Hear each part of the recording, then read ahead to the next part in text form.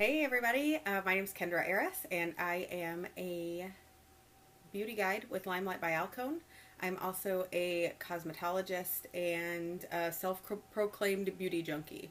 I always tell people I was born with a makeup brush in one hand and a flat iron or curling iron in the other.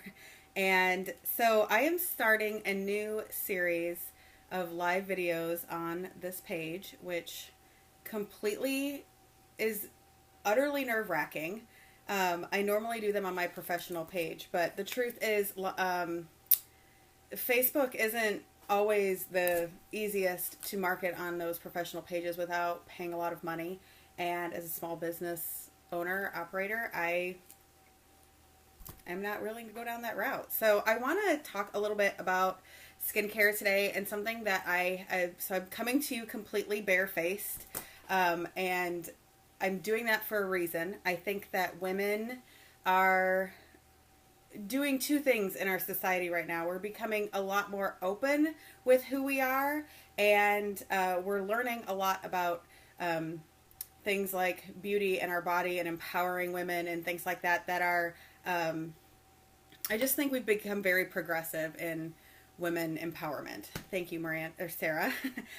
So that, and that's kind of what I'm about in my small business with Limelight, and just as a leader in the beauty industry. So what I want to tell you about is something that you're probably not going to hear very often, but something that's the absolute truth. And after talking to a lot of my beauty guides about this, and some skincare professionals about this, and even some medical professionals about this, I think it's a really important message that all women kind of understand when you're starting out trying to clear up your skincare or your skin concerns. So I'm talking about things that women may be dealing with, and even men. This all applies, to be honest with you. So whether you're dealing with acne, adult acne, or youth, teenage acne, aging and sunspots, or oily skin, there's something that I think that there's a huge miscommunication in the beauty industry right now, and that is that what we think is that some sort of topical skincare can fix all of these kind of concerns. And honestly, that's not the truth. Obviously, I believe very much in skincare. I sell skincare. I believe in the skincare that I sell. But I think that finding the root of your skincare issues or your skin concerns goes much deeper than that. And it starts off with understanding that your skin, as we know, is the largest organ in your body. But this organ, this living biology that goes on, it covers your entire body, is also one of your largest filtration systems. So everything that is in your body sometimes or somehow has to be filtered out. Toxins, even the air that we breathe, the things that we ingest, the food that we eat, all of that has to be filtered somehow and processed by our body. And our skin does a lot of that filtration. So what happens is, especially, I want to talk specifically with acne for just a second. Most acne, hey Denise, is caused by something going on internally with you. There are occasions that bacteria and clogged pores are causing acne. Some people touch their face a lot.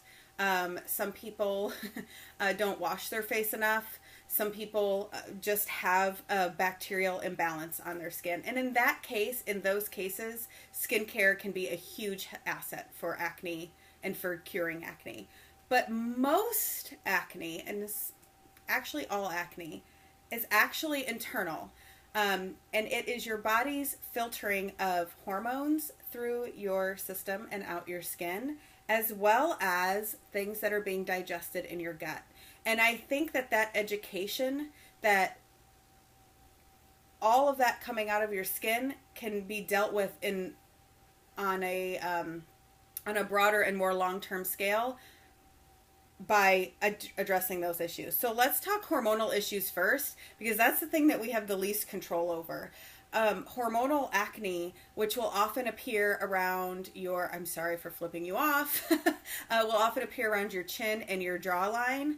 That kind of hormonal acne, it can often be really, really a deep cystic even in nature, is often coming from some sort of a hormone imbalance, and that's really hard to get a hold of. So this is why teenagers going through puberty, this is why women that are there's a certain time of the month that you may have more acne, or that when you're dealing with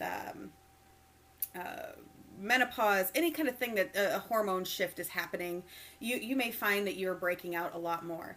And in those cases, if that's you, then treating that acne becomes a little bit different. And it starts with, obviously, topical. You want to topically take care of that acne and do things like touch your face less, make sure you're cleansing your face more, using something more balancing and things like that. But again, it's something you should really talk to your doctor about and see if it's something that you can get control over. Now, the largest issue with acne, and especially adult acne, is what's going on inside of our gut.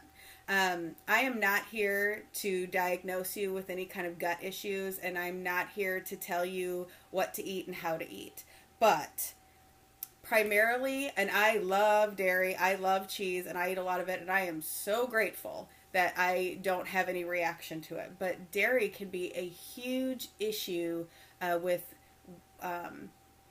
causing acne. So you may not feel terrible in your gut, but it may be filtered out through your skin. And that is one of those things where if you try eliminating something like dairy, sometimes gluten, sometimes other things, but I would say dairy is probably by far the number one trigger of acne.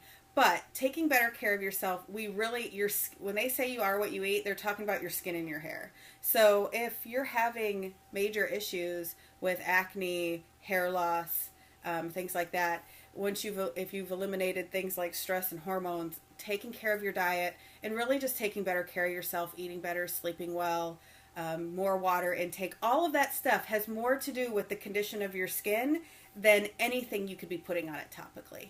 And I think that's just some education that we all need to know as human beings, as women, and to be aware that some of the choices that we make with the things that go in our mouth could very well come out of our skin. So the other thing I wanted to talk to you, give you a little dose of the truth on is, hey Natalie, is age spots and aging skin, fine lines, wrinkles, all of those signs that we've spent a few years on the planet. First of all, there are most of those things. You may look to your mom and your grandma or aunts, uncles, and notice that you follow suit in a lot of things that they do. Who we are and where we come from and our hereditary, our genetics have a lot to do with how we age. I wholeheartedly believe that we can change the course of our aging a little bit through proper skincare. We can slow things down. We can change our exposure to the sun. We can, which is very much a cause of aging and increased aging. But for the most part, it's kind of in our DNA. It's kind of who we are. And a lot of that is something you can't change and is something to just embrace. And to taking good care of your skin is going to give you a healthier glow and a lot clearer skin and slow down the signs of aging a little bit. But the truth is, we can't put a stop on Father Time, and it's just, sorry. But there's something I wanted to share with you about sunscreen. I believe wholeheartedly in sunscreen, and I protect my kids from sunscreen or from the sun at all costs. I mean, just first and foremost, sunburns are painful. They're not good for you. They kind of ruin your day or the next week of your life, and nobody wants to be burned. But we've learned a lot about sunscreen in the last several years. A lot of chemicals that are in sunscreen are being deemed dangerous. And I'm also not here to tell you what kinds of chemicals to put on your skin or to eliminate for your skin or what kind of sunscreen to use. But one of the things that I think is important to understand about sunscreen is that in order for sunscreen to be effective, you have to reapply it during the day. So layering sunscreen once a day in the morning, and we all know that if you've ever been to a beach and you only applied sunscreen once, you probably regretted that move if you were out for several hours. So I think sunscreen's important, but it's also really important to know how your sunscreen works, what kinds of ingredients are in it, and how to add little things to your skincare or to your skin routine to block from the sun. So I use a lot of different products. I'll be getting into those in a later episode of this little video series that I'm doing. But I think it's just important to start to educate yourself on how sunscreen works, what kind of sunscreens to use, and really the best protection from the sun are physical blocks from the sun. Sometimes there's physical blocks in your foundation. There's a ingredient called, I believe it's titanium dioxide, that's in a lot of foundations that will physically block you from the sun. I wouldn't rely on that heavily, but hats, umbrellas, sheer clothing, clothing with SPF protection, all of that is a lot. I mean, it doesn't get us out in the sun and definitely doesn't get our vitamin D as easily, but something to consider when to not just rely on your sunscreen. And the last thing I want to talk about, because I'm getting long-winded here and I promise to keep this short, is something to consider if you are one of those people that have oily skin. We talked quite a little bit about acne and hormonal acne and the reasons why we have acne, and a lot of times they have nothing to do with what we're putting topically on our skin. And oily skin is a lot of the same way. I will be doing a separate video altogether on oily skin because I could talk about it for an hour, but what I'd like you to know if you're suffering from some oily skin issues is that I would really encourage you to research how the practice of drying our skin out through skincare, through alcohol-based skincares, through not moisturizing our skin, through staying away from anything with any kind of an oil in it, is really, really old, archaic, and incorrect advice. The truth is that the more you take care of, moisturize, and use the right kinds of balancing moisturizer, oil doesn't actually like using oil on your skin doesn't create more oil. If you're one of those people that likes to skip days between shampooing, you know that it took a little while before you were able to do that without having a greasy head. And your skin is the same way. Your skin needs balance of moisture, and stripping it and all that is causes a lot more damage than good. Plus, it's really uncomfortable to have to dry your skin out with those harsh ingredients. So I just want to say thank you guys for watching. I'm sorry I got long-winded on my first video here. Obviously, I need to keep my topics a little bit more narrow, but I hope you'll join me every day for these lunchtime lives at 12:15, and every Thursday I'm going to talk about something thoughtful that may provoke some thought in you that maybe you didn't know about before, and educate you on something that that maybe came as a surprise. So thanks for watching, and I'll talk to you later.